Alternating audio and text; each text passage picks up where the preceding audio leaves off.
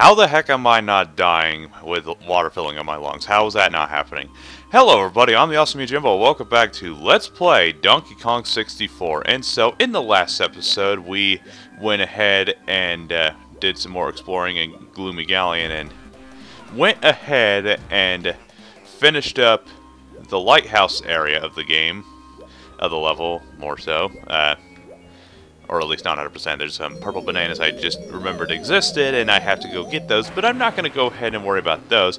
Instead, we're playing as On Guard, and I realized that while editing the episodes that happened, and first of all, this is an entirely different recording session, but this is the day after I recorded those, so you guys can shut up about. I was like, oh, he's not gonna. Yeah, I took a little break. I was gonna record 2 more episodes after I recorded the last 2, but some stuff came up and I just couldn't get away from it. And by the time I finished what I needed to do, it was too late. So I'm like, I'll do this another day, and all that. And so now I finally found some time. It's still day off and day off from work and all that. Can't even focus on what I'm trying to say. And, so, yeah, I figured, let's go ahead and play some more Donkey Kong 64. And so, in this Let's Play session of right now, my goal is I want to try to finish up Gloomy Galleon so we can move on to the... Dang it, I cannot see where this star is. The thing I want to try to do is finish up Gloomy Galleon, and so we can move on to the next area so we're not dragging on too long, because if you guys remember, I talked about like there we go. I talked about how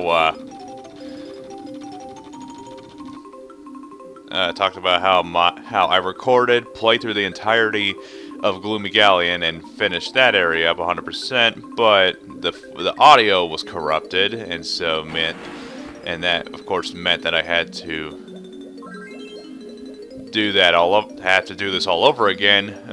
I've already done 2 episodes, and hopefully we can go ahead and finish this up in the same amount of time, but it's most likely not the case considering how back and forth I have been, because I've been forgetting about where everything was. But since we finished up the lighthouse, well, there's one more golden banana at the lighthouse I didn't get yet, but of course I'm aware of that, and I'm trying to ignore that until we get that going wrong. Now, this is where things are going to start slowing down, per se, because there is so much stuff to do.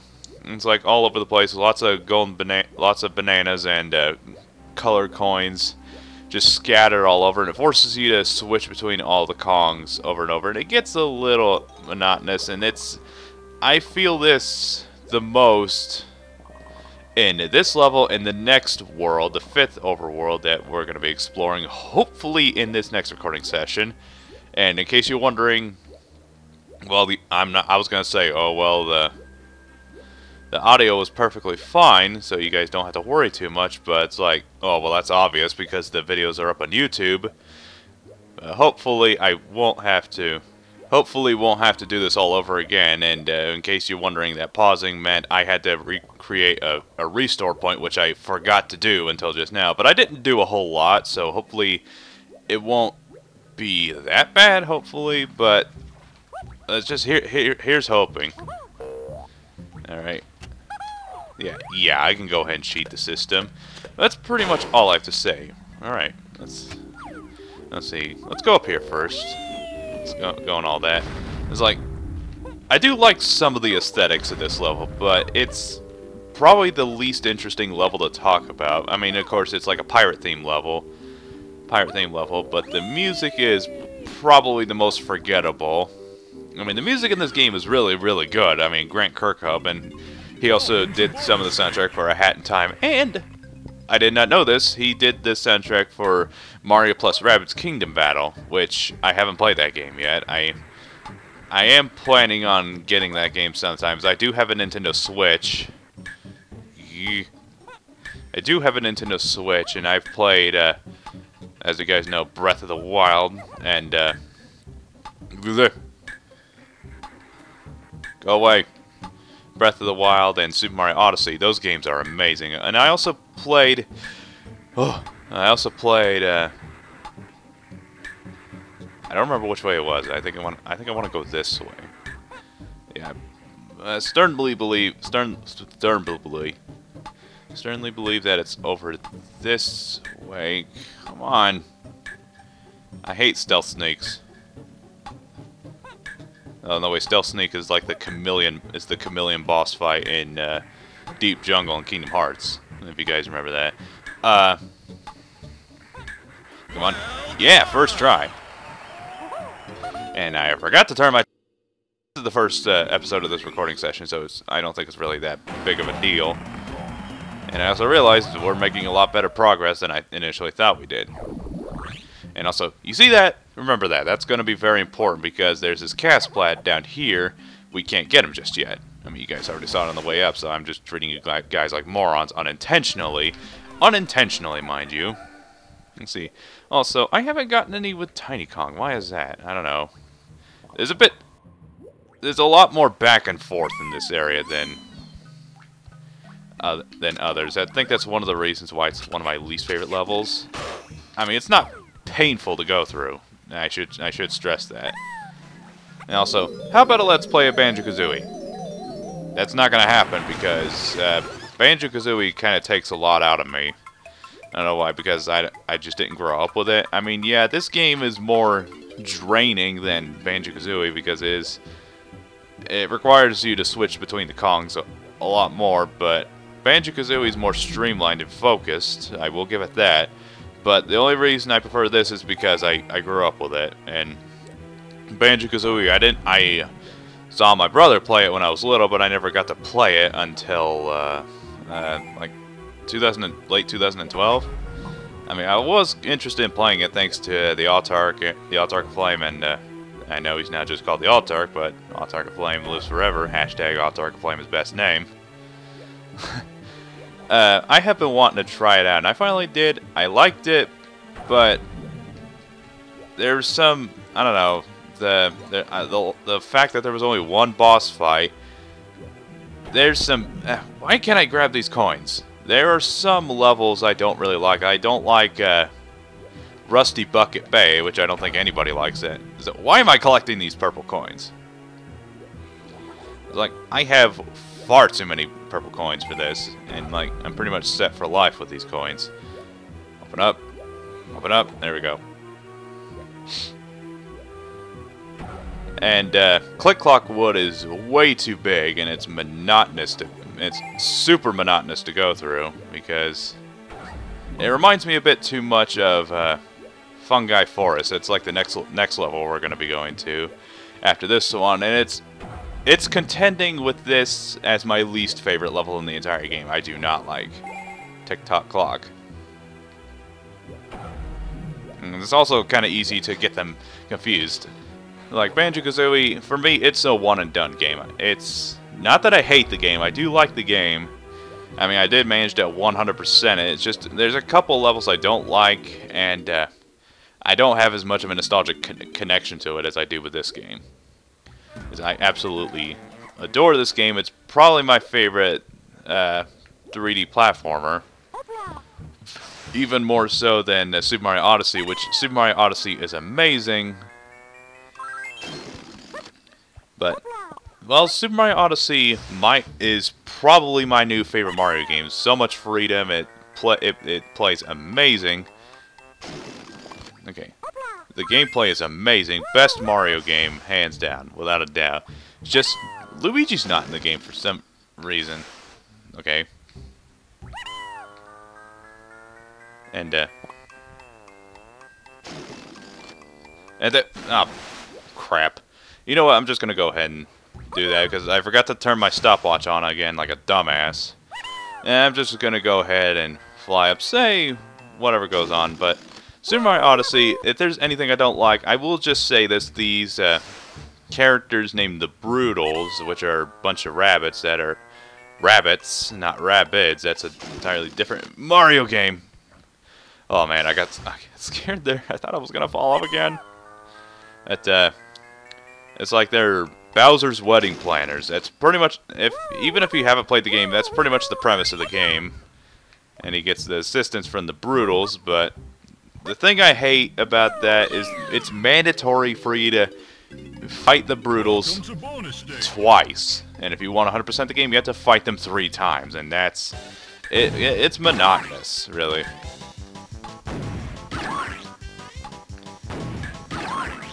Oh, and if you want some...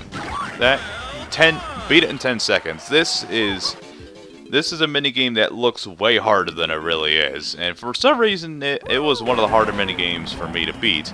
But, of course, nowadays, it's really easy. I mean, besides the fact that I have played this game hundreds of times...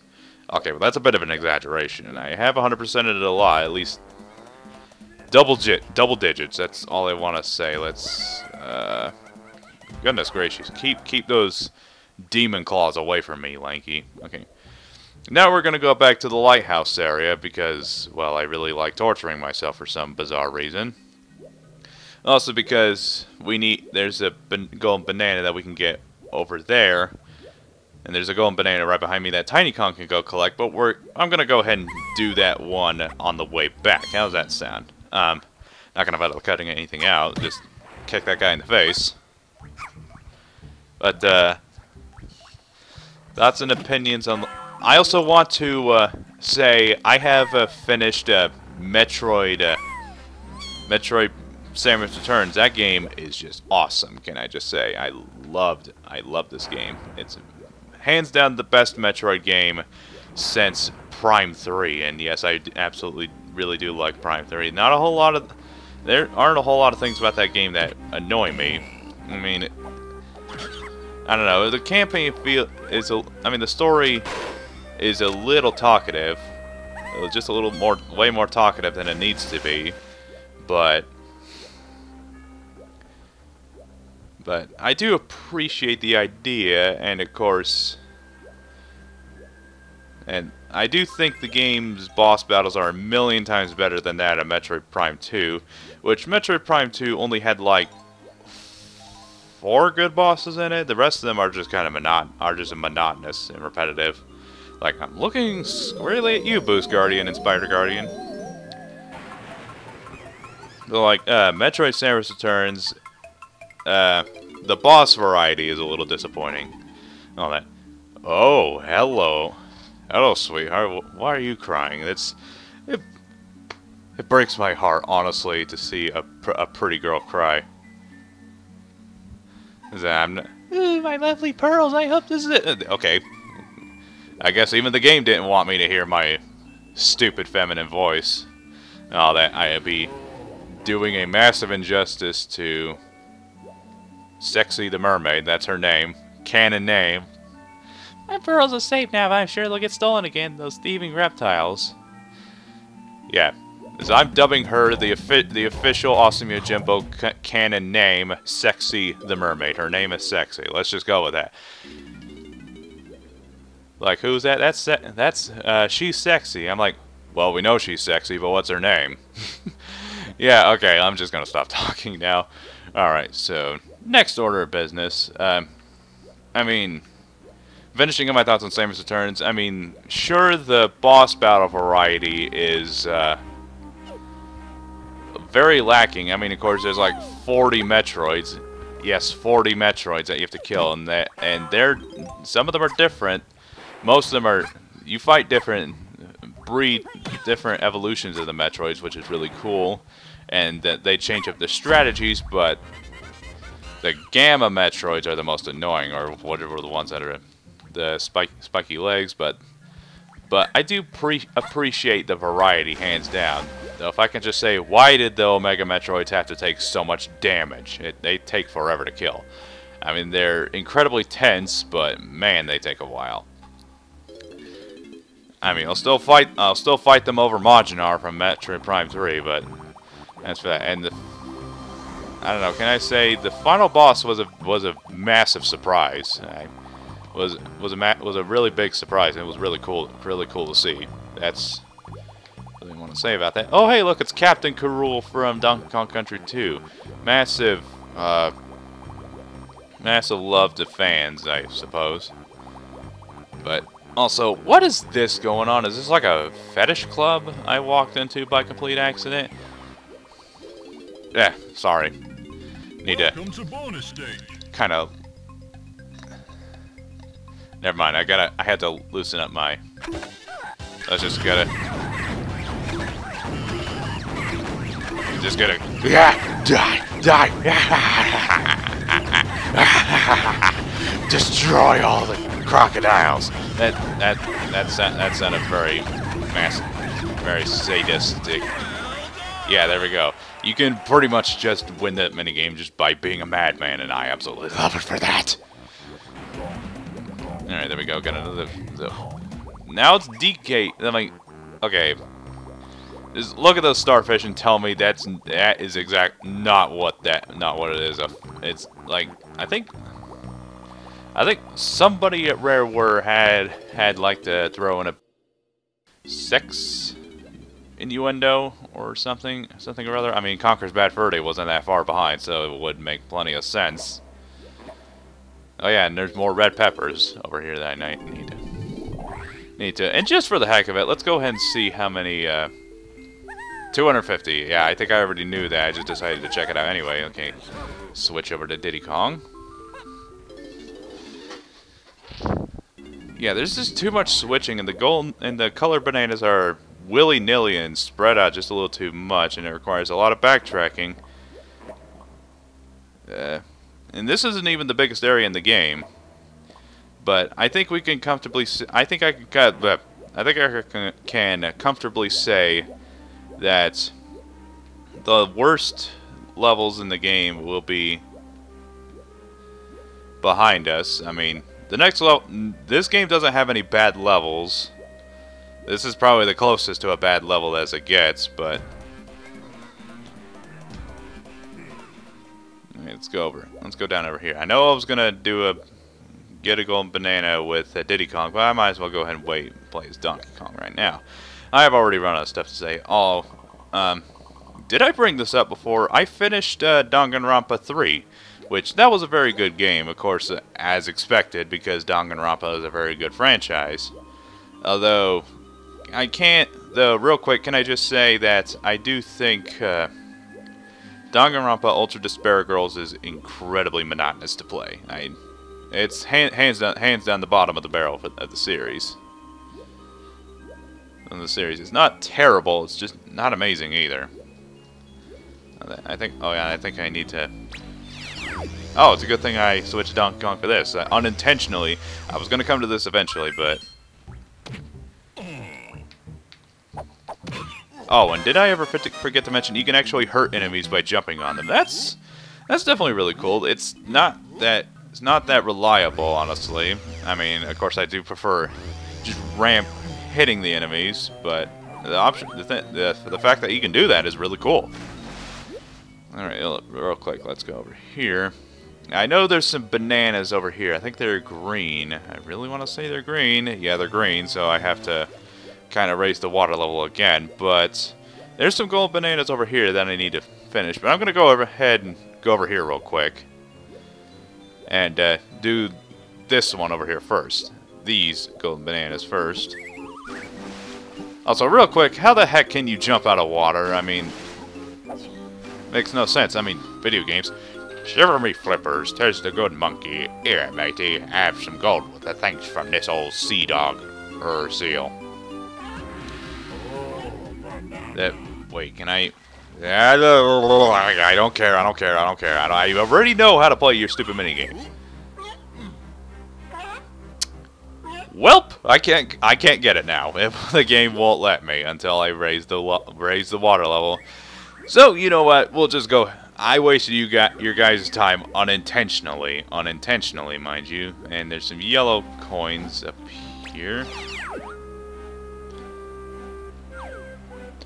And also that doesn't. Oh, they're over there. That doesn't mean anything because I have too many coins as a result with pretty much every single Kong, so that really means nothing. Red coins, I'm not gonna get them because that's all I have to say. It's just like, yay, coins. Who cares? I mean, like that camera, please. I mean, it kind of goes without saying. Okay, there's a balloon. Excuse me, could you hold off on... Well, there's a red balloon. That's not the same one. Are there two? Yes, there's two. Okay, so let's go ahead and do this one over here. That Castblat really needs to calm down. So, real quick.